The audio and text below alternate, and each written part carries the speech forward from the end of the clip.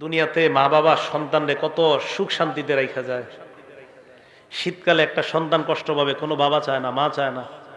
অথচ আমরা আমাদের বাবাকে 3টা পাতলা কাপড়ে ওই প্রচন্ড ঠান্ডা মাটির নিচে রেখে আসি।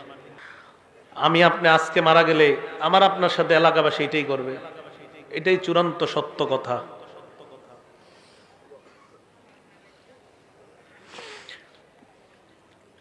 মারা যাওয়াটাই চূড়ান্ত সত্য কথা। মারা থেকে কেউ বাঁচতে পারবে না।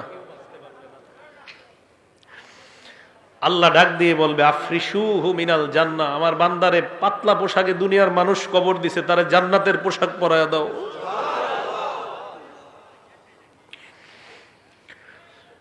কে জানে আমার আপনার নসিবে এই পোশাক আছে কিনা।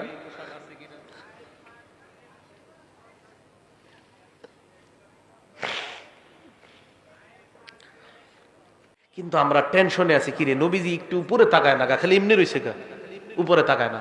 এভাবে সাহাবা বলেন, ফারফা রাসাহু, হঠাৎ আল্লাহর নবী উপরে মাথা উঠাইলেন। আমরা নবীর দিকে এক দৃষ্টিতে এইভাবে তাকায় রইলাম। মাথা উঠানোর পর কবরের দিকে আল্লাহর নবী তাকাইলেন, তাকায় বললেন, হে সাহাবাদের দল, ইস্তাইযু বিল্লাহি মিন আযাবিল কবরি মাররাতাইনি আও সালাসা। সাহাবাদের দিকে তাকায় বললেন,